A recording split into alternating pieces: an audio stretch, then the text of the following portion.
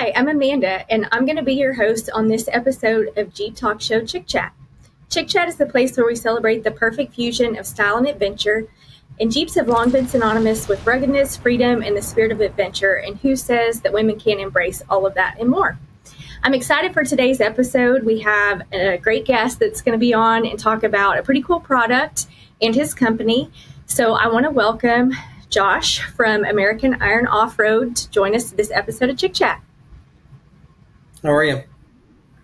I'm doing great. Thanks for coming and joining us and agreeing to educate our listeners. No problem. I'll do what I can. That's the best we can do, right? So I'm a complete nerd when it comes to tech and not just what we do, but like suspension and oh man, it would be a rabbit hole for hours. Well, hey, that's good to know. So once we talk about your products on this, if we need to bring you back for some tech on some further episodes, I definitely right. You're like, hey, is my anti-squat right for this tire? You're like, maybe. Let's talk about it for a few hours. Nice. Hey, you're going to have to. So we do this thing as often as we can. We do live episodes where we jump on with some of the other hosts for Chic Chat, and we do it live on TikTok. And we have our listeners that come in and they rapid fire questions and talk about, rigs and modifications and wheeling and all this stuff. So you'll have to jump on for one of our live episodes and help us educate one night. It's crazy because no Jeep is the same. It can be the same make and model, but like tire size or wheel offset or, oh my God, it's just like you think that they would be more common, but they're really not. And I don't know if you knew this or not, but Jeep is actually like the most highly modified vehicle. I think it's like 5 times what Mustang is. So there's like more aftermarket parts for Jeep than any other make and model, which is crazy. It makes sense. Yeah, I believe it. I think because of the way we use it, but then also like it can be a blessing and a curse, right? Because you have all these different ways you can take things and, really make a rig your own. But then how confusing is that when you're starting out and you're trying to figure out what you want to do with your rig? 100%. So American Iron Off-Road, what I know the company for, and I think what most people know the company for, is the ball joint delete, kind of the innovation that you've done there. So for somebody that's never heard of a ball joint delete before, this is their first time, explain that to them. What is it and how is it different? Sure. Without going into too big of a rabbit hole too early, a ball joint delete still functions like a ball joint, so it still does rotation.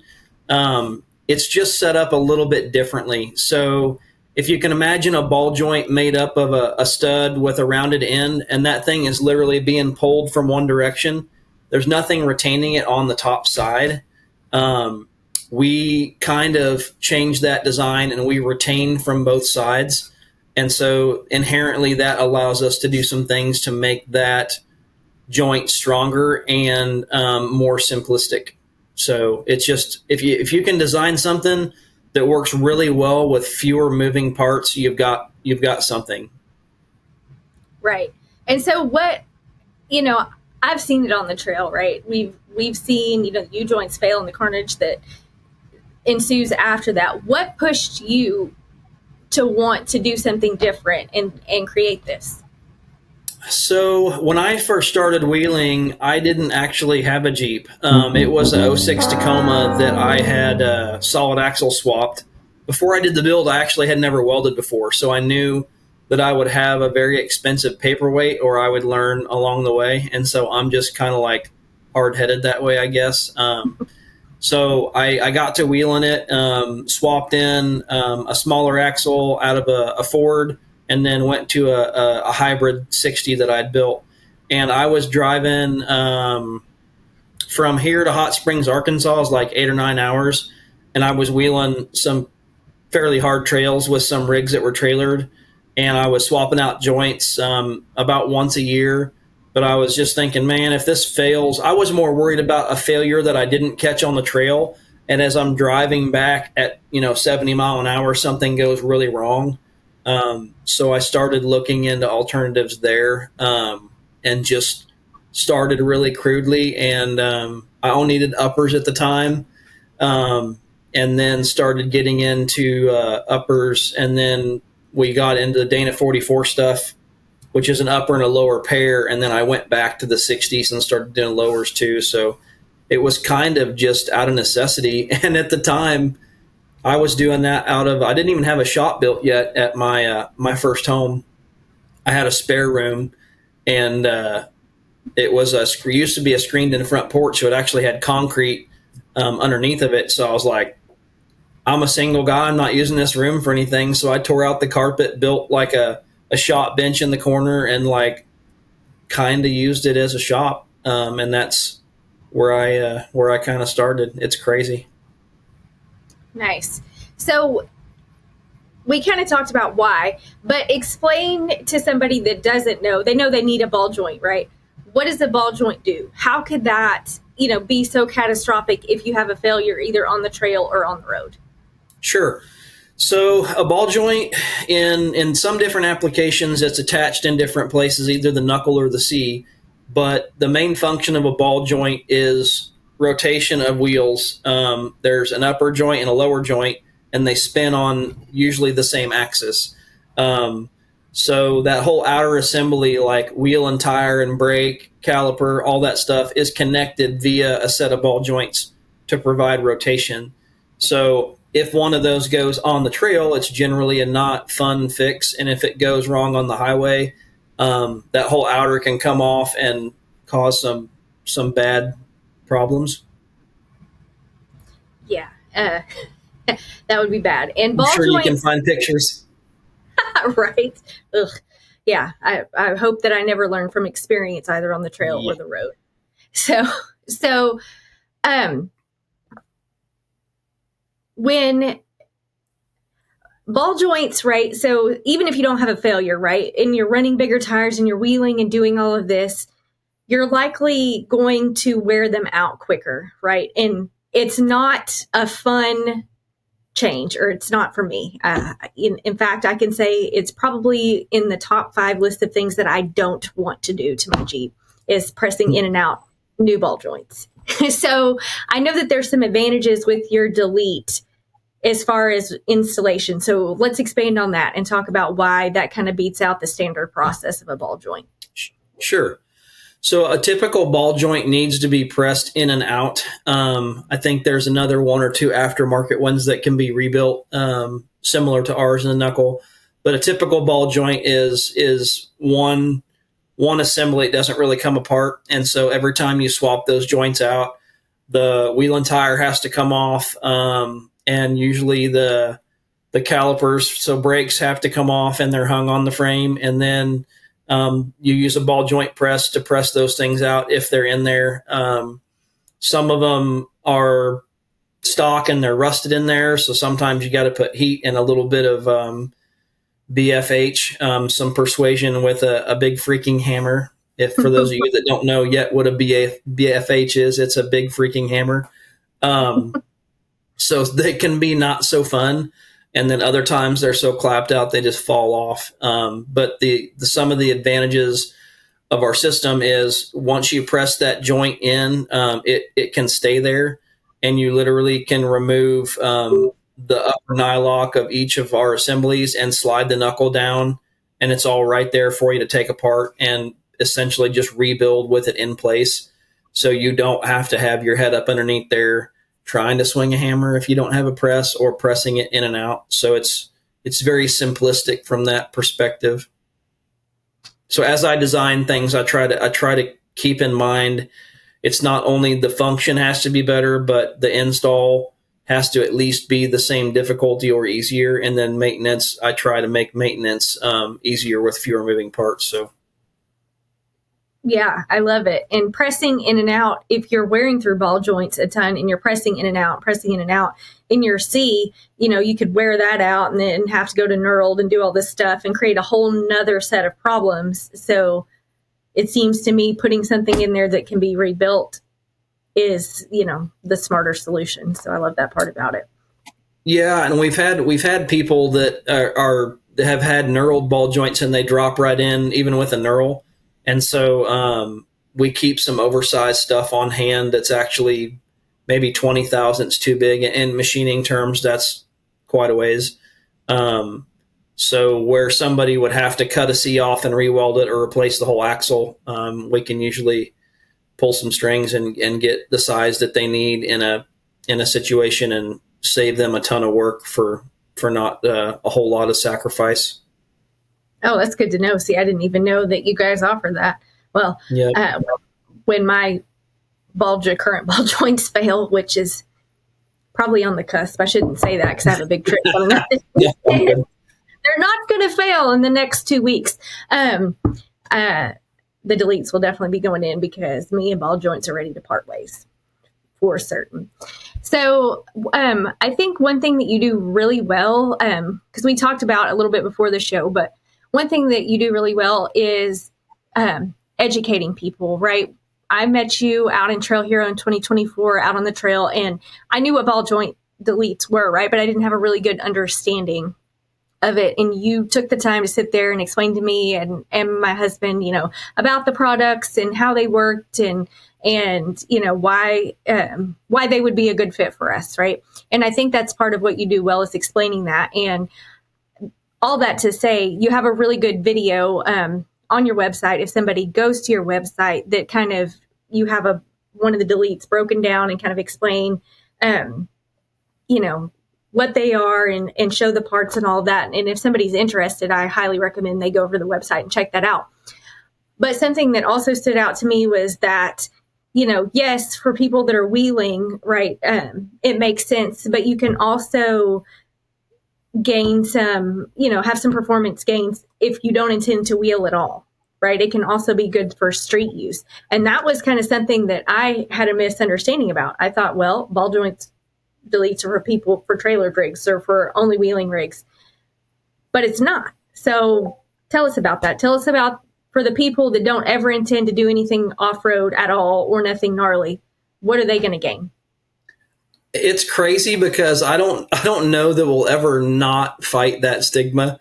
So we cut our teeth, so to speak, in the off-road market with testing at KOH and some bouncer stuff. So that's where my mind goes automatically is the strength aspect, and that's the main part of the design. But since we have refined stuff to be better road driven, for better road driven manners, we can actually give better performance at speed and not just on the trail. So one of the things that we found when we did that is we went to the double-ended upper stud has been a game changer. If you can picture a bolt with a taper on it sliding through a bearing, if the underhead of that bolt reaches the top of that bearing before the taper seats, that taper has to be seated, right? And so you have to keep cranking on that nut, pulling that stud down, and you're applying axial or downward force on the bearing. So you're pushing that bearing further and further into the race, making the steering tighter and tighter. And no two knuckles are casted the same. And I think that a traditional ball joint has been popular because they've got all kinds of play in there. So you can pull them from one end and the plastic liner does its thing. But the downside is longevity usually suffers. So the double-ended upper stud gave us the ability to essentially have a varied height, underhead length of a bolt. So you can actually choose how you want your Jeep to drive on the street. If you like your steering to be a little bit stiffer, you can increase the torque on that top nut and it applies axial load through the bearing. And so you can actually make your Jeep a little bit stiffer to turn. I kind of like my test when I install a system and drive it is, for me, I like to initiate the return to center. When I go from like a park position to maybe a left or a right turn, I like to initiate the rotation. Some people want that thing to return on its own. I kind of like the steering a little bit on the firmer side, not stiff, but firm. When they get too stiff, which is fine for off-road, but if you're talking too stiff at 70, 80 mile an hour, you're going to constantly be doing little corrections, and the Jeep is just going to kind of want to do what it wants to do. So that stiffness is magnified by the speed, so it can get super touchy. So that's kind of the litmus test for somebody that drives their Jeep if they have a system. If they feel it's a little bit, people call it twitchy at speed, then that immediately tells me right off the bat that it's just a simple adjustment of that upper nut. Got it. And so I know you talked a little bit about this, but there's ball joints that are on the market that part of that marketability or whatever is that it is adjustable. How are you different? Okay. I know you talked a little bit, but expand on that a little more. So without knocking companies that have adjustable ball joints, I think that it is more of a marketing ploy than it is an effective solution. That's my personal opinion. Not everybody shares that. I think that if usually adjustability carries with it additional parts that you have to soak up tolerances. So there'll be tolerance stacks, however it's built into the joint. So adjustability is nice in the fact that you can adjust it, but it's also added more complexity to the joint and more reasons for it to need to be adjusted. So you're kind of like, you're solving a problem, but you're actually kind of creating one too. So you don't need a bunch of set screws and wiper seals and things like that to make an effective part. You've essentially made it more complicated. I know the first rocket engine that Elon Musk built was like a lot taller and had all this stuff all over it, and then like 3-4 years later, it was smaller and a whole lot less complicated. And so I'll actually do like a little comparison, like more complicated isn't always more efficient or better. And what we do is I try not to say adjustable. Essentially that's what we do, but I'm kind of against marketing as an adjustable ball joint. But ours is adjustable. It just got much fewer moving parts, and that's the way it should be done. The hard part with that is the fewer parts you have, your machining tolerances better be good. If you have fewer moving parts and your machining tolerances are off, it makes it kind of a nightmare. So we spent some time getting all that stuff just right. Even from a press fit perspective, if your press fit is too tight and it's squeezing the housing around the bearing is getting squeezed and it will throw a fit. So even little stuff like that. But we've managed to. I only change one little thing at a time, and then I test, and then I change another little thing, and then I test. So I never change more than one thing at a time. So I know what I did equated into the change. So maybe a long-winded answer. No, I like it because this is part of where I was confused, and you did this exact same explanation to me back in 2024 in Trail Hero. Because I was like, well, what's the difference? What makes this? And so I think that's an important understanding for people to have. And also, I think one thing that we should mention is that ball joint deletes aren't just for Jeeps, right? What are some of the other applications that people can use them on? So we do 1966 to current solid axle everything. One caveat that I'm working on, there is a Dodge 1500 that people have been asking me to do. It's kind of obscure. It's like 2 years, like 2000 through like 02 or 03. I'm working on that one just for a few guys, just so I can actually say that we do every solid axle. Like, might not sell any of them, but I want to be able to say that, hey, we do every solid axle there is. So the 66 year ranges from like the CJ 5s and 7s, like the Scouts, the Ford Broncos, the Rangers, all the old school Dana 44s, they all used essentially the same joint for quite a few years, up to about 1988. And then we do the Jeep stuff. So our 1103 kit for the Jeeps is XJ, WJ, YJ, TJ. All of them use essentially the same design. It's kind of weird. There are some WJs out there. We have an 1104 kit for. It's really weird. The SEMA files will show that one of those joints has the same taper, but then we get some other of the same application that the taper is not right. So it's kind of a toss up. We see one taper versus the other. There's like a 2-degree combined taper difference. So we keep that oddball taper on hand just in case somebody gets their kit and they're like, hey, this taper's not right. And it's like, okay, you've got one of those. And so we just overnight like another set of lower studs. So, but we do that one. Our 1200 series is Dana 60 from like 1992 to current. We do a 1400 series that's a Dodge 2500 or an AAM axle. We do those for 1992 to current as well. We do the JLs and the JTs, and we're testing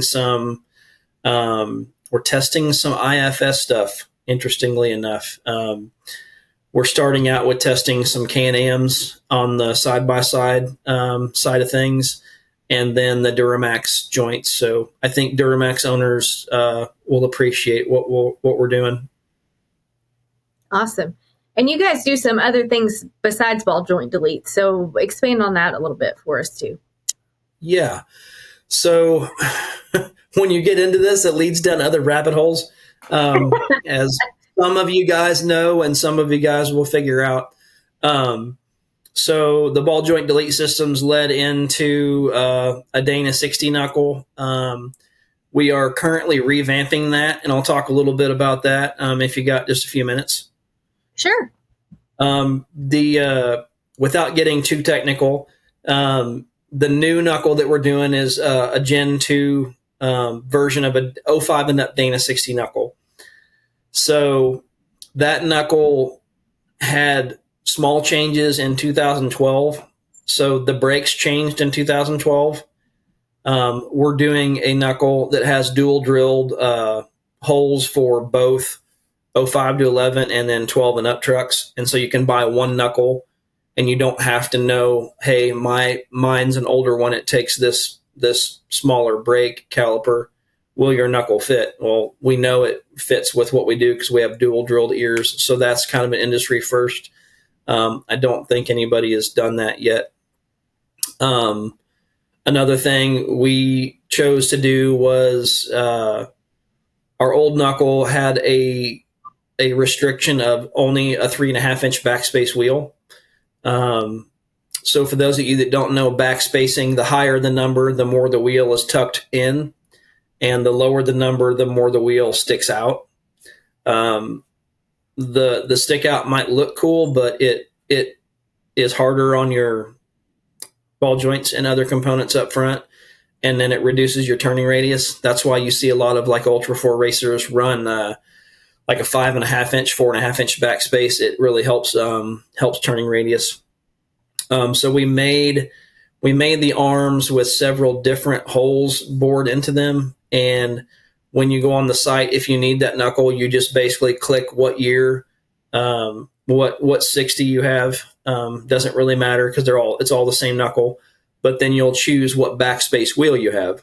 So literally, you'll get a wheel you'll get a knuckle that fits your wheel just because we have that drop down menu capability. And so we'll do a full hydro knuckle like that, and then we'll do a mechanical steer.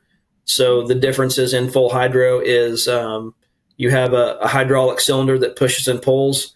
There's no mechanical link between the wheel and the knuckles moving. It's all fluid.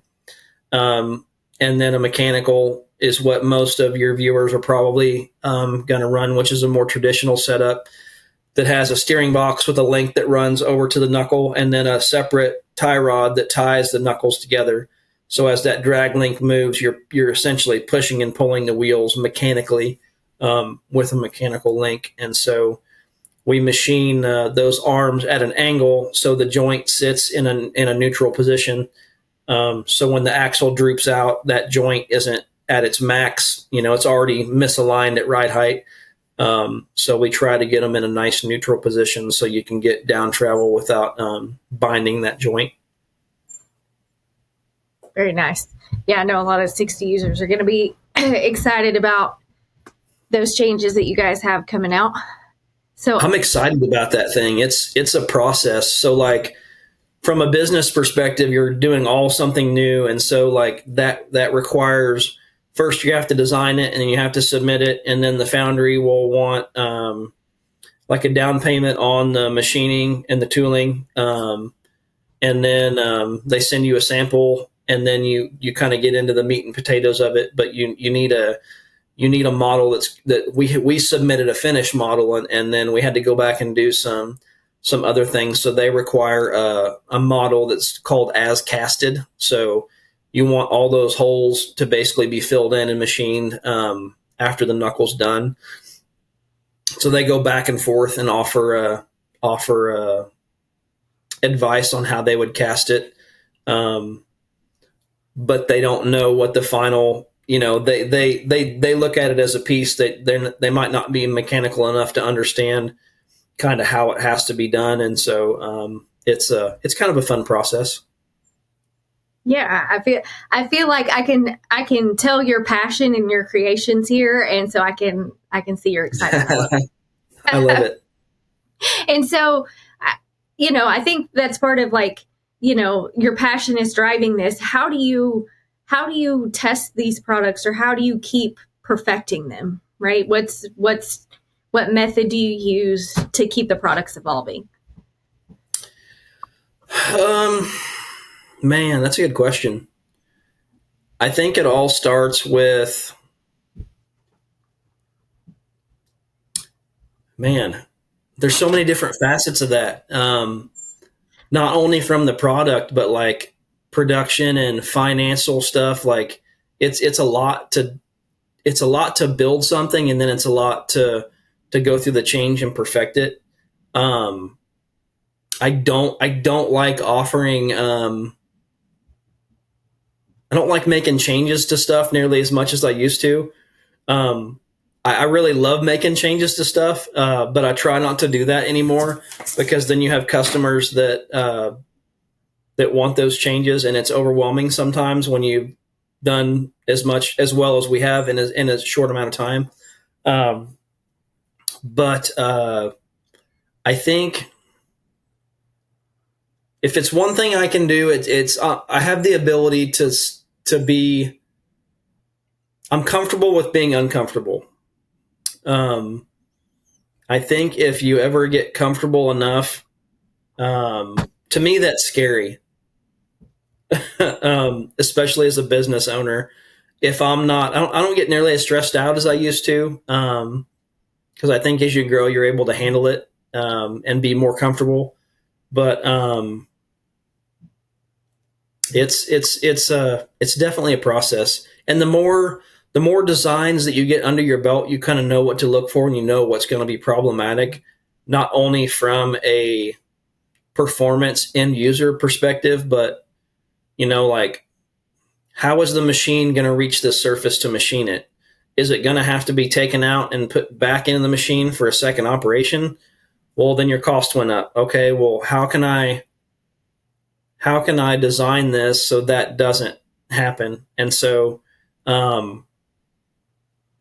that's not my primary focus, because if that was, I think that's what keeps people from really taking off, is it's paralysis by analysis. Like they do nothing but think about it. And so they never reach the point of inflection where they have to either shit or get off the pot, I guess some people would say. So Right. some of the older stuff that we did is not perfect. And we might come out with something in this year or next year or 10 years from 20 years from now. That's not perfect. But I always strive to make it as perfect as I can. My sole intention when designing something is it has to be different enough, and it has to function better, and it has to install easier. That's kind of my bare minimum. If I look at something and there's not enough desire for it on the market, or that section of the market is so saturated, I'm not interested. Like there's a lot of players in the suspension game. I love suspension. I would have absolutely zero interest in designing a suspension system that was bolt-on, because it would drive me nuts. I could do it, and not really that hard, because I'm passionate about suspension too. It's just something that I'd rather build, like every single build, like in the shop, and not do a cookie cutter kind of kit. But there's some good ones out there. It's just not my thing. That market is already that market's already saturated. There's already good stuff there, and so it's just not my space. Right. And I feel like, you've kind of gotten yourself in this little niche, right? And you found, where there was a weak point in the market, right? And so you were able to develop a product to fill that need, and you're working to perfect it, which I think is awesome, right? Because it is something, it was a weak point, right? And so why not try to make it better, or give somebody else an option, other than the standard things that are on the market. Yeah. So it's crazy what dovetails into, like, I never intended to do knuckles and some of the steering stuff that we have out or we're working on. But one thing kind of leads to another. It's like a project creep when while I'm here, I might as well. Yeah. Right. We run into that.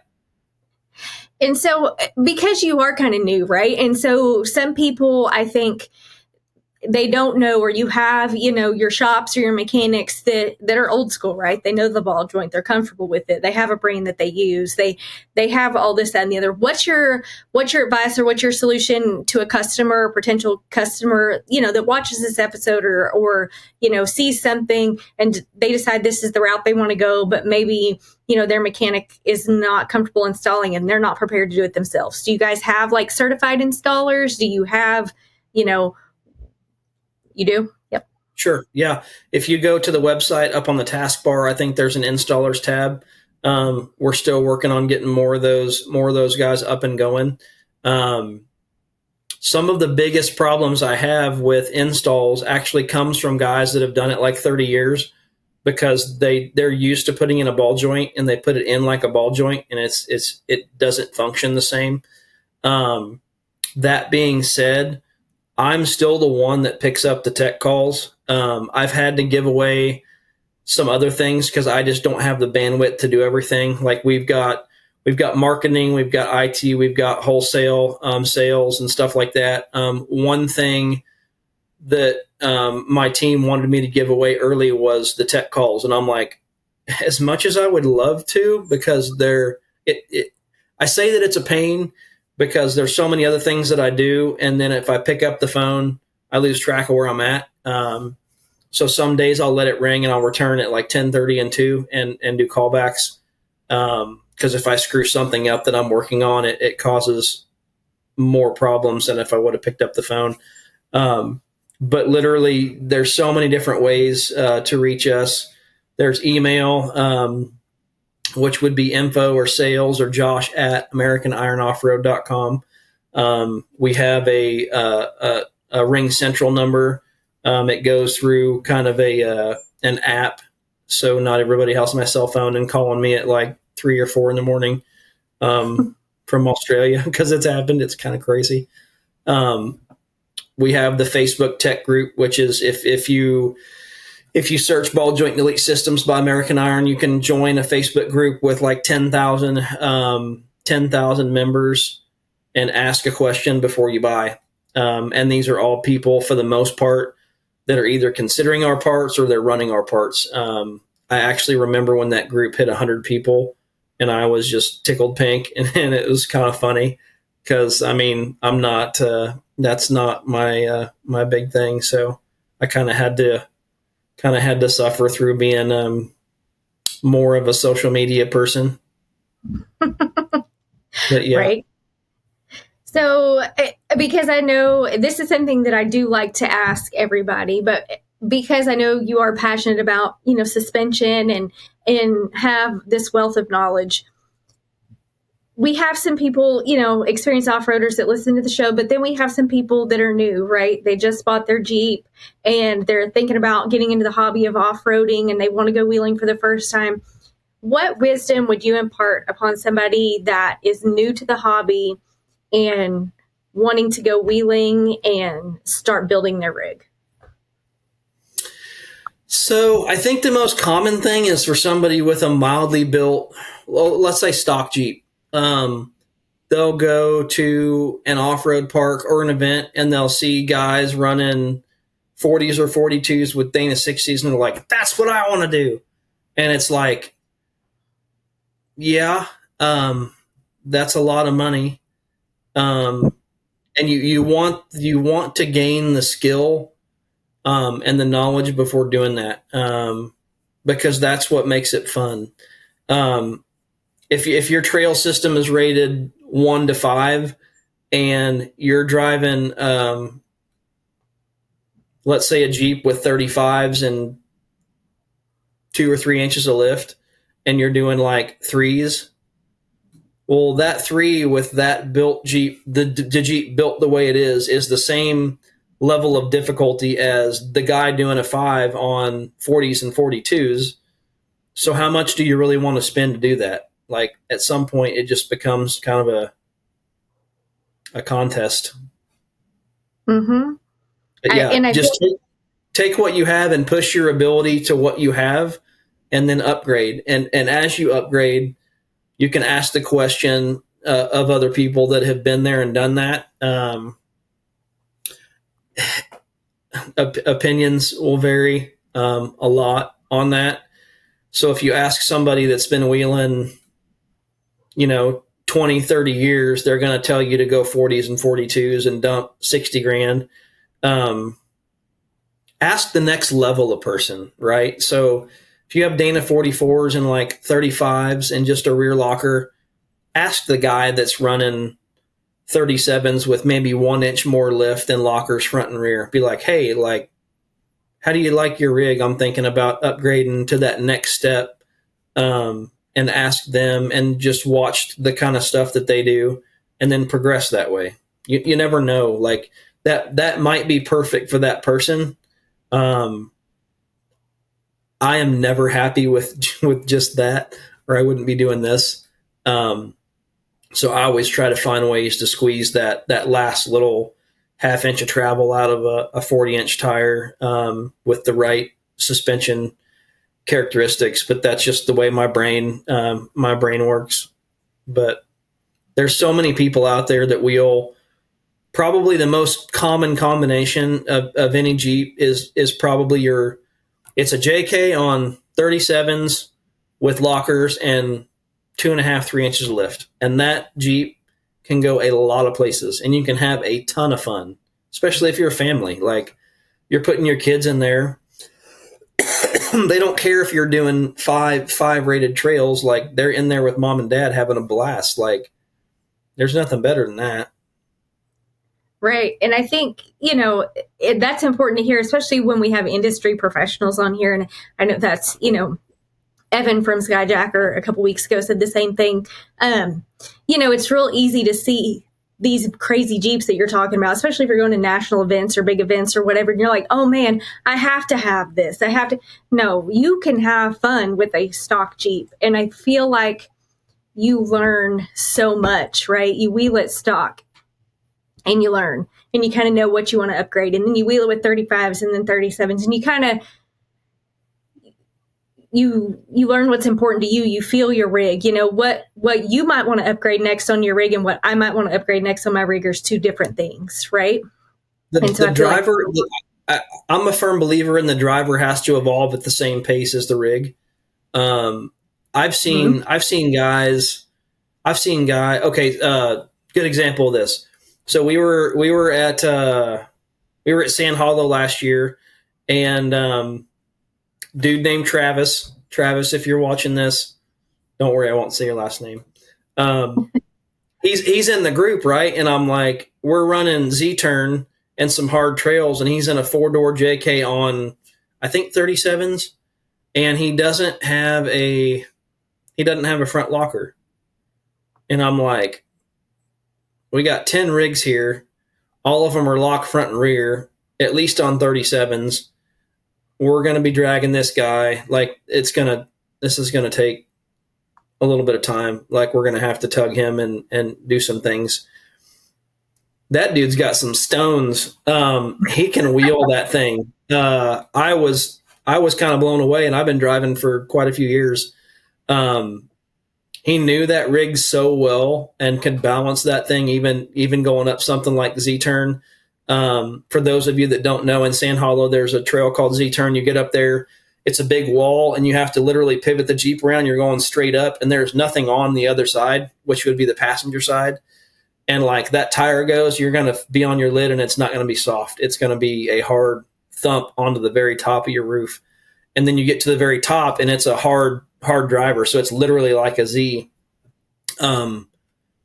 He made it up that thing, and I'm just like, and I saw him the next year, this past Trail Hero, and I'm like, dude, I got to tell you, like, you drive the hell out of that thing. Like, I don't think I could drive, if I got in your Jeep, I don't think I could drive it like as well as you do. He built it like it should be that way. But we're building an Ultra 4 car. This will show you my level of stupidity. We're building an Ultra 4 car. I designed the chassis. It's got a 850 horse Hellcat motor in it. Not many people are running Mopar, especially a supercharged platform. We're doing an 8-speed out of the TRX with a NP205 from Behemoth Drivetrain. Dylan from Behemoth wanted to help, or I convinced him. I'll say it that way. I convinced him to help us with an input to match that trans. It's I think we've got over 85,000 in that car, and it's not done yet. And that's a shop built, that's a home built race car. That's not like a Triton Engineering IFS car. I mean, something like that's gonna, some of your newer off-roaders are probably gonna pee their pants when I say it, but that's over a $300,000 car. Like, you buy a built car. I don't really want to do that, but that's how kind of outside the box, I think. So when we get that car done, I'll do a full walk around of it, and we'll put that on YouTube. So it's pretty interesting. Yeah, that's cool. And there's a whole nother, level of understanding when you build your rig, right? And when you spend all the seat time in it, and you can do things that maybe somebody, certainly somebody that, even when my husband drives my rig or I drive his, it's not the same, right? We're not able to do the same things that the other could do, in our rigs, because you feel it, right? It's when you have a lot of seat time, when you spend a lot of time on the trail, it's like a part of you, right? Or that's how I feel. I don't know. Yeah, it's funny because when you start wheeling, you'll feel the rig list to the right or the left, and you'll feel like the end of the world is coming, and somebody's spotting you. They're like, "Oh no, you're good. Go ahead. You're fine." I will say, if you're a new wheeler, only listen to one spotter. Don't play there's 4 people there. Just pick one person. That's good. Hopefully they're good. And try to listen to that one person and not do a running back by elect on the trail. Doesn't seem to work that well. They're there to help you. Right. Yeah. Wendy and I just did a whole episode on this, on spotting and the importance of listening to one person on the trail. So Yeah, because that can just be overwhelming and too much and get you in a bad spot. So definitely. We a couple of years ago we went by a gentleman we were at Southern Missouri Off-Road Ranch, and we were off a trail called V Notch, and it was I think it was called Comanche Road, something like that. And it is very, very steep, and it's stair-stepped the whole way up. It looks like an escalator, essentially. He had a kid in there with him that was maybe 12, and there were two Jeeps in front of him that just kind of went off and left him. And he was driving a manual, trying to make it up the stair step thing. And like, we went by him and I'm like, somebody's going to get hurt. We stopped, we pulled up in case the Jeep rolled down the hill. And I walked up there to him. I'm like, you need some help? And he was relieved that, like, cause he didn't, like, he had gotten there and the people ahead of him kind of just left him there. I think something bad would have happened had we not stopped. So I went up there, and I had the kid get out. They were in a stock cage, and if they rolled backwards, it was going to be 5 or 6 endos to the bottom. So the kid got out, and I had him back down it instead of go up it. I had him just put the Jeep in neutral. He went to put the Jeep in reverse, and I'm like, no. It's going to roll back. Don't do that. Just put it in neutral. Don't even put it in drive, because the first thing that's going to happen when they start to roll down is they're going to, try to make it back up, and the front's going to come up and just roll the thing. So I was like, put the thing in neutral, and you're only going to work the brake. Like, I'll just listen to me. I'll back you all the way down it. So we backed him down it. And then later on that night at the raffle, he won a winch, and he tried giving it to me. And I'm like, no. You definitely need that. Like, yeah, super nice guy. Awesome guy. Yeah. Yeah.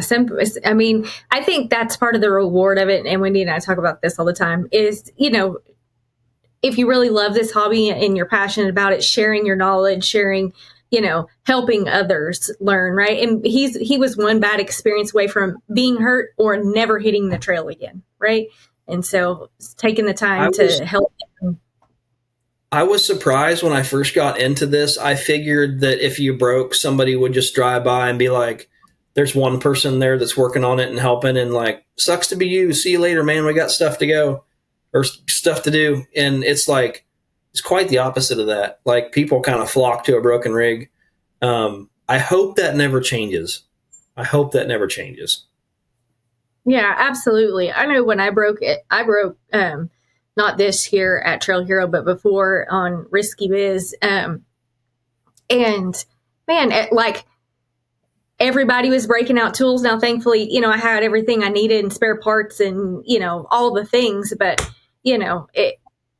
they're strangers, right? People I literally met an hour before, stayed there to make sure we made it off the trail. And that's a part of the community that keeps me, sucked in, is everybody helps for the most part. Everybody helps everybody and really wants to share the passion.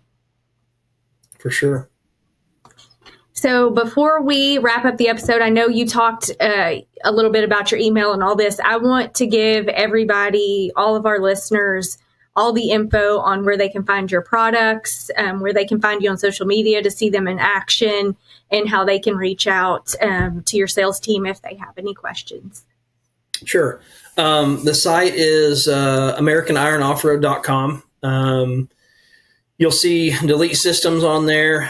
You'll see Knuckles and C's with that new release knuckle coming, and we're working on some steering stuff for some more stock trucks, like the Ford, my F-250. We did a prototype steering kit on it. It's not what you would get for an off-road setup with high steer and all that, but a lot of it's funny, you run into Fords and Dodges and people that just drive their trucks daily and tow with them that want upgraded steering. So that's kind of a niche that I wasn't expecting. But we've got that kind of stuff on there. Our IG is American Iron Off-Road. And then we've got a second IG that's Ball Joint Delete Systems. So when I first got started, I didn't call it American Iron Off Road because nobody would have known what that was. So I just went by ball joint delete systems because, like, oh, pretty self-explanatory, right? So we've got one that's ball joint delete systems. It's a little bit more organic that I post there, and then the marketing and social media stuff is normally run from the American Iron IG. And then you can find us on YouTube. I have not done as good a job on YouTube. I get sucked into the keeping my head down and doing my thing. But there are some videos out there on YouTube with some install tips, and I think I did one or two over the Dodge systems that kind of outlined what we do and some things like that. So as we progress with the racing stuff, the YouTube channel will get bigger, and then as I give some of the more monotonous things up, I'll be doing some more YouTube videos. For me, it's odd that people watch that stuff because it's like all I do all day, and it kind of becomes like, how do people not know this? Because I'm just ingrained in it all day. But that's not the case, and so I need to do more of that stuff. Yeah, I mean, I am a YouTube certified mechanic, right? If I need to learn how to do a rig and I don't know how to do it, YouTube is one of the first places I go. So yes, keep up all the YouTube how-tos because there's a whole bunch of people out there that appreciate the information more than most creators know. So some of the things I see on YouTube, it cracks me up, and it just like, I'm glad I'm not prone to panic attacks or anything like that, because somebody will make a YouTube video and they're like, oh, the instructions say to do it like this, but I'm going to do it this way. And I'm like, oh, that just equated into about 10 calls over the month. I can guarantee it. So always follow the PDF instructions on the site. There is a card if you buy one of our products that's got a QR code that goes right to the instructions on the site. So the instructions are there, and the instructions are on your order when it's completed, and your instructions are on the shipping notification. Yeah, they're everywhere. So please follow those. I appreciate it. Yes, they're everywhere. So if you're going to don't follow some random YouTube video on how to install your ball joint deletes, or you'll be calling him for tech services. Most of them are okay. But yeah. Awesome. Well, I appreciate you being on this episode, Josh, and we'll have to get you on some future episodes. And like I told you before, we need to get you to chime in on some of our live stuff too, to, answer some of the rapid fire questions from our viewers. So we'd love to have you back in the future. Anytime. I'm a rabbit hole. Yeah. How long are those? 8 hours? Or are they short? Yeah, no, 8 hours. No, they're about an hour and a half. Okay, that's as long as I have a cutoff time. Yeah, we'll give you a hard cutoff time. No, that's good. Kidding. I might need it. It's good to have have the ability to answer questions live for people, and they're in the moment and interacting, and that's always a good time. I'm actually surprised that we have a 7-year-old. And then a little 3-year-old girl, and this is my office. It's like rustic. I love rustic stuff, in case you didn't notice. I'm surprised that door hasn't opened, and you guys have heard, Daddy. They're always doing that. I love working from my shop at home, because like she'll sneak in, and she'll say, Daddy, and I'll be like, I'll just put down what I'm doing, and like, it's not a big deal. So, I love what I do. I get to, my wife stays home and helps raise the kids, and never ever thought that I would have anything close to what I have and what this has become and what it's becoming. So if it stayed just like this, I would still be happy. That's awesome. I love it. And I love your passion for it and your enthusiasm. And I think that's probably what drives, a lot of the loyalty to your brand is, the people that you talk to and that you share, it with, can feel that your heart's in it. They're not just another customer, they're kind of joining a family when they start running your products. And that's pretty cool. Somebody made the comment on a different page and called the Delete Systems tech page a cult. And I'm very unoffendable. And I was like, wait a second. And I'm like, I have my own cult. I didn't know I always wanted my own cult. It's kind of cool.